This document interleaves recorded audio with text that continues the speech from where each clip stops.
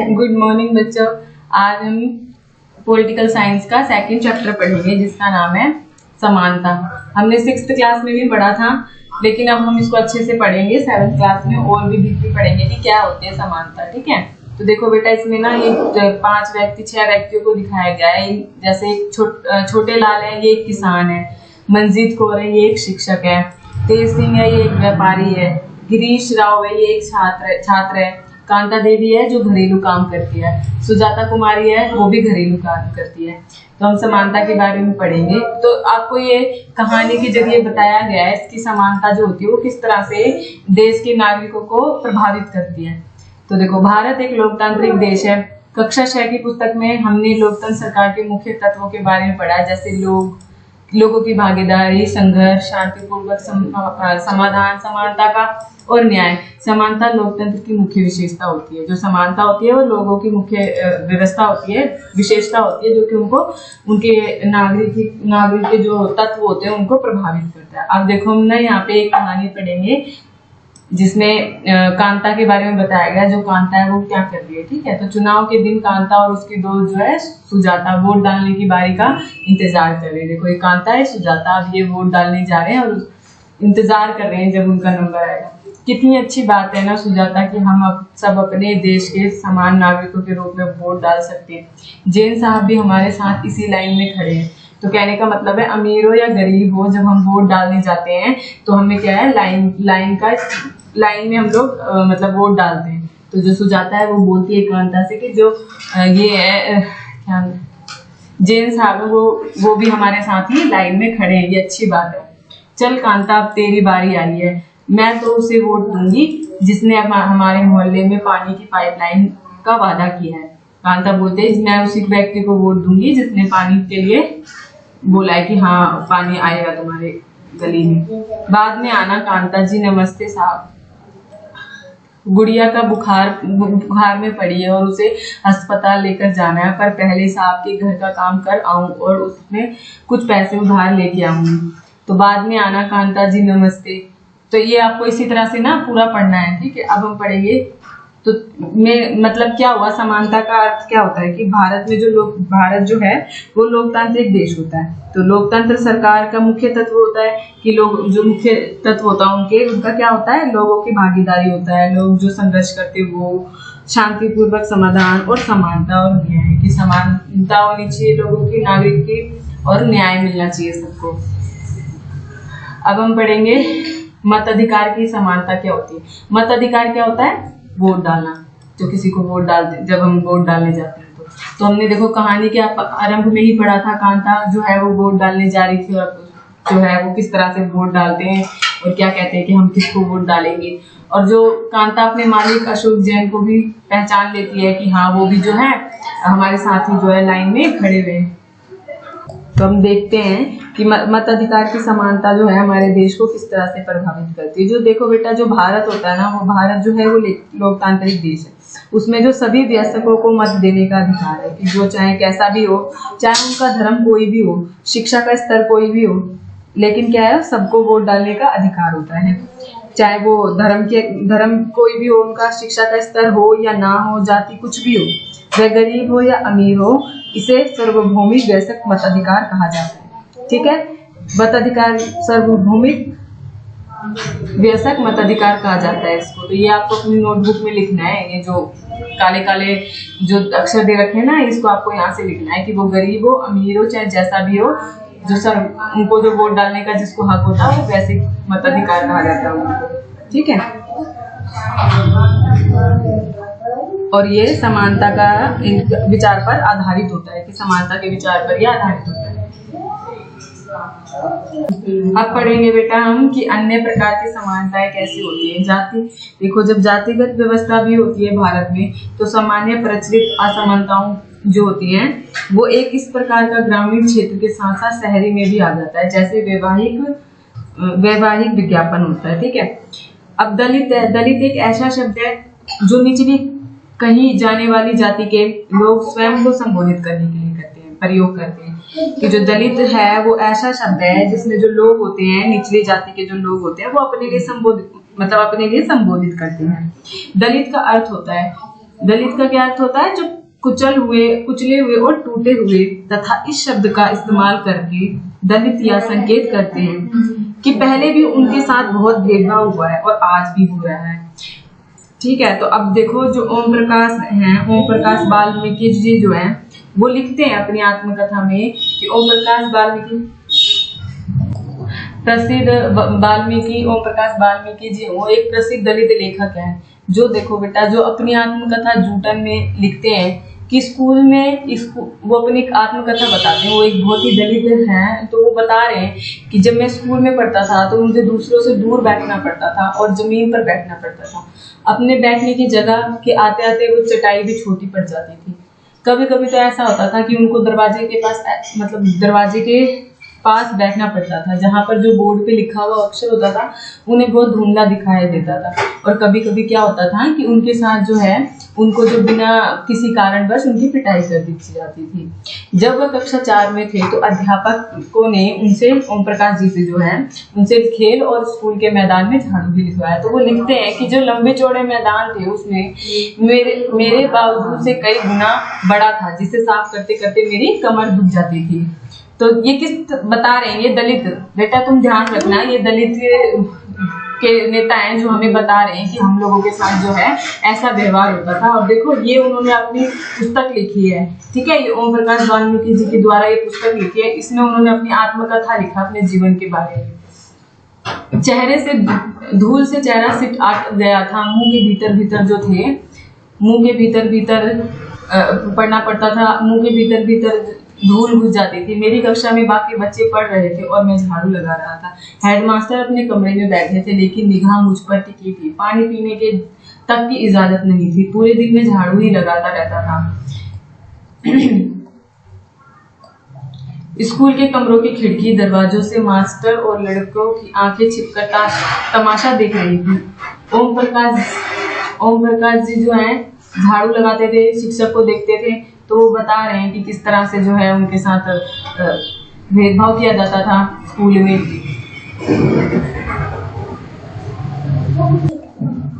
ओम प्रकाश से अगले 2 दिनों तक स्कूल और खेल के मैदान में झाड़ू लगवाई जाती रही, और यह क्रम भी कभी रुका जब उधर से गुजरते हुए उसके पिता ने अपने बेटे को झाड़ू लगाते थे।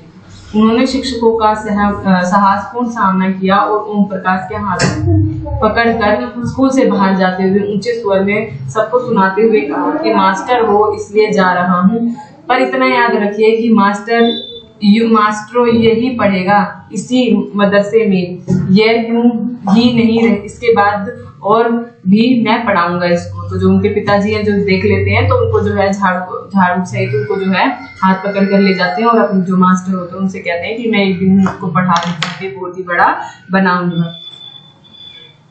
अब देखो हम पढ़ेंगे मानवीय गरिमा का मूल्य क्या होता है। जो मानव की गरिमा का क्या अर्थ होता है बेटा, ठीक है, ये पढ़ेंगे हम। अब देखो बेटा हम ना मानव की गरिमा का मूल्य पढ़ेंगे कि अब तक आप समझ गए होंगे कि प्राय कुछ लोगों के साथ असमानता का व्यवहार बस इस कारण से होता है क्योंकि उनका जन्म जो है किसी जाति, लिंग और धर्म में हुआ हो। वह उच्च वर्ग के हैं या मध्य वर्ग के, निम्न वर्ग के हैं या वो महत्व नहीं रखता। ओम प्रकाश वाल्मीकि और अंसारी परिवार के साथ समानता का व्यवहार जातिगत और धार्मिक कारणों से हुआ है। जब लोगों के साथ समानता का व्यवहार होता है तो उनके समान को ठेस पहुंचती है। ओम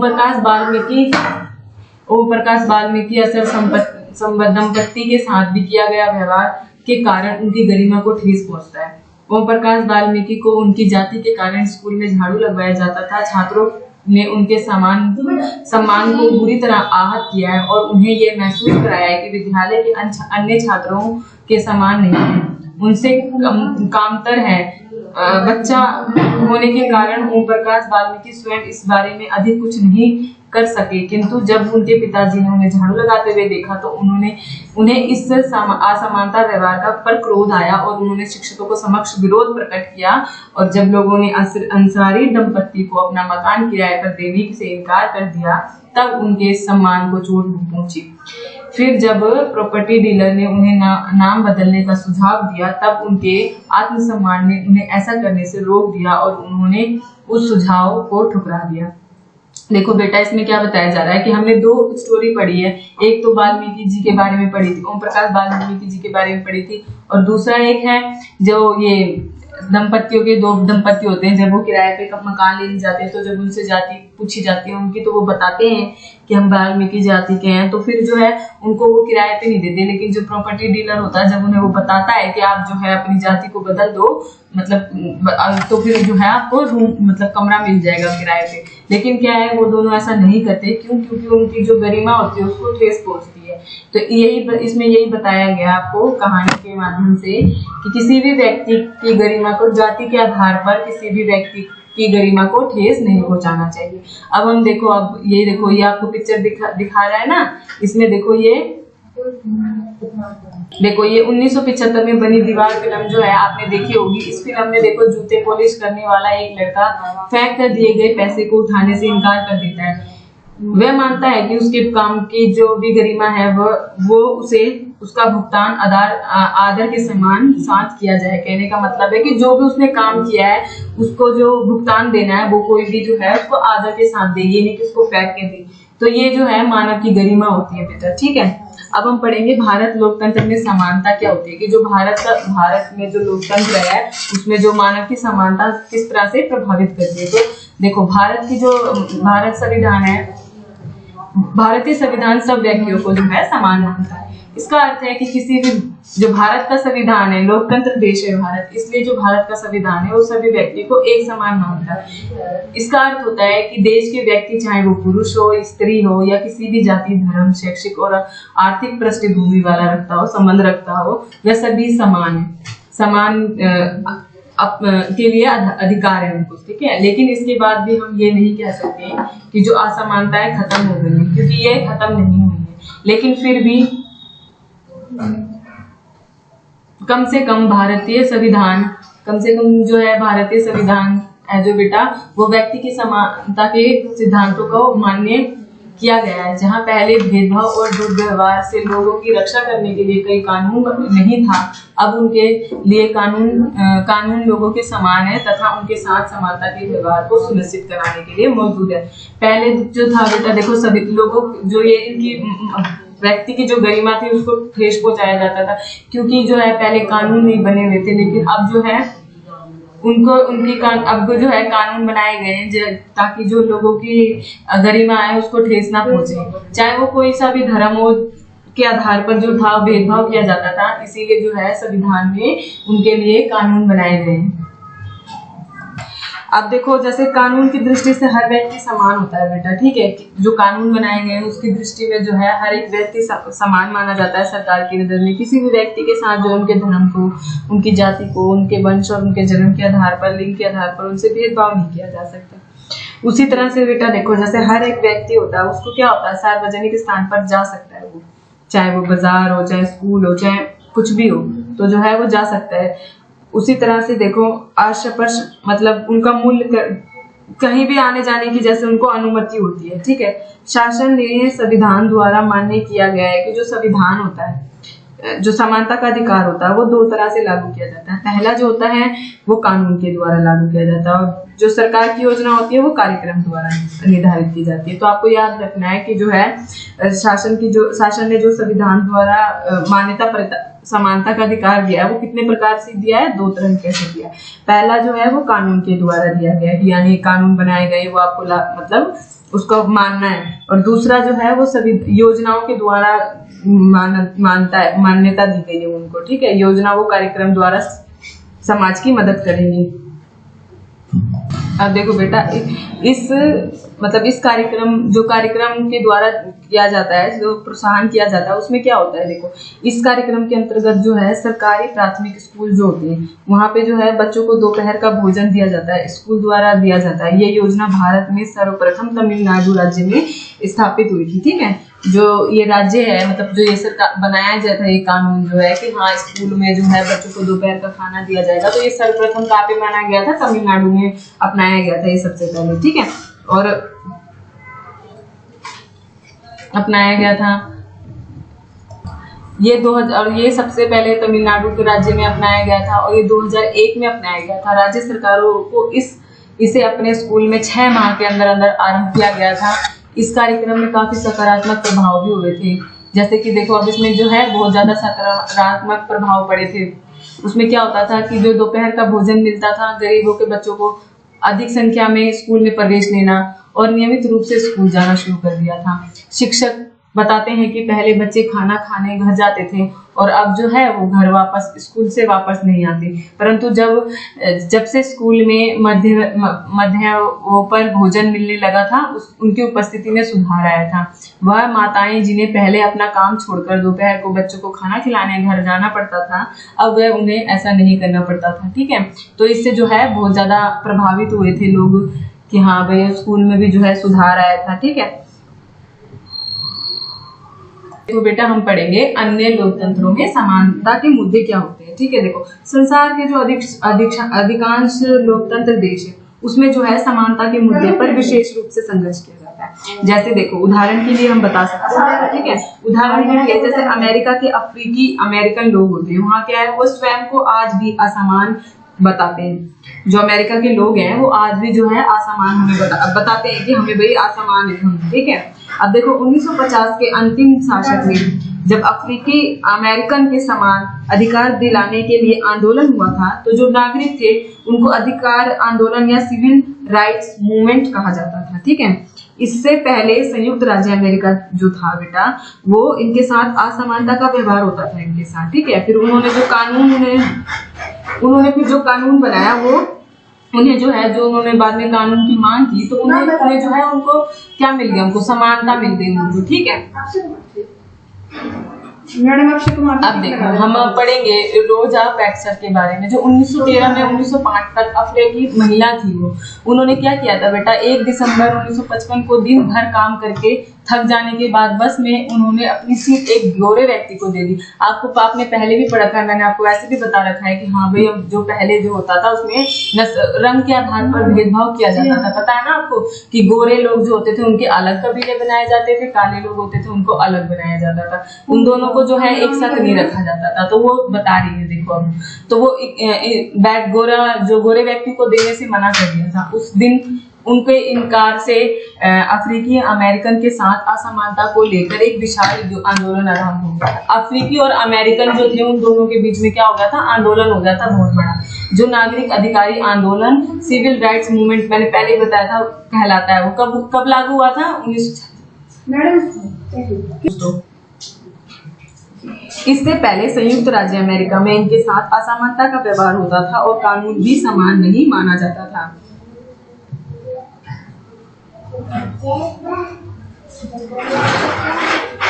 अधिकतर अफ्रीकी अमेरिकन बच्चे केवल ऐसे सरकारी स्कूल में प्रवेश लेने के लिए ही समर्थ रहते थे जहां कम सुविधाएं होती थी और कम योग्यता वाले शिक्षक होते थे, जबकि जो गोरे विद्यार्थी होते थे वो निजी स्कूल में जाते थे और उन क्षेत्रों में रहने वाले जहाँ के सरकारी स्कूल के निजी स्कूल जैसे ऊंचे होते थे। देखो भारत के संविधान के अनुच्छेद 15 के अंश बताए गए हैं कि जो हमारा एक्ट है बेटा 15वां एक्ट जो है उसमें क्या चीज संकलन है। ठीक है, तो देखो क्या संकलन है बेटा, जैसे धर्म हो गया, मूलवंश हो गया, जाति हो गया, लिंग हो गया, जन्म स्थान के आधार पर विभेद का परिशोध। ये राज्य है किसी भी नागरिक के विरुद्ध अगर वो धर्म हो गया, मूलवंश हो गया, जाति हो गया, लिंग हो गया, जन्म स्थान हो गया के आधार पर कोई भी भेद नहीं करेगा। कोई नागरिक केवल धर्म, मूलवंश, जाति, लिंग, जन्म स्थान इन्हीं सब के आधार पर दुकानों, सार्वजनिक भोजनालय, होटलों और सार्वजनिक मनोरंजनों के स्थान पर प्रवेश या पूर्णतः भागीदार नहीं होगा। ठीक है, जनता के प्रयोग के लिए समर्पित कुएं, तालाब, स्नानागार, सड़क और सार्वजनिक समागम के स्थान के उपयोग के संबंध में किसी भी नियुक्त दलित निर्बंध या स्तंभ के अधीन नहीं होगा। तो बेटा ये जो जितना भी है तुमको ये दे रखा ना, देखो जो तुम ये देख रहे हो ये डिब्बे में, तो ये जो है हमारे अनुच्छेद 15 में आधारित है, तो ये तुम्हें अपनी कॉपी में लिखना है। ठीक है, अब हम पढ़ेंगे कि लोकतंत्र की क्या चुनौतियां होती है। लोकतंत्र के सामने जब हमारा देश लोकतंत्र बना था तो उसके सामने जो है क्या चीज चुनौतियां आई थी। तो लोकतंत्र किसी भी देश की पूरी तरह से लोकतंत्र नहीं कहा जा सकता है। हमेशा से ही ऐसा समुदाय और व्यक्ति होता है जो लोकतंत्र को नए अर्थ देता है और अधिक से अधिक समानता लाने के लिए नए नए सवाल उठाता रहता है। इसके केंद्र में वह संघर्ष है जो सब व्यक्तियों को समानता और सम्मान दिलाने पर पक्षधार है। इस पुस्तक में आप पढ़ेंगे कि किस तरह से जो है समानता का प्रचलन भारतीय लोकतंत्र में हमारे दैनिक जीवन के लिए विभिन्न पहलुओं को प्रभावित करता है। इन पाठों को पढ़ते हुए विचार कीजिए कि क्या सब व्यक्तियों को समानता और उनके आत्मसम्मान को ऊंचा रखने के भावों को लोग स्वीकार कर रहे हैं या नहीं। तो बेटा आपको क्या समझ में आया, इस चैप्टर को अच्छे से रीड करना है, ठीक है। उसके बाद हम नेक्स्ट वीडियो में क्वेश्चन आंसर करेंगे, ठीक है। और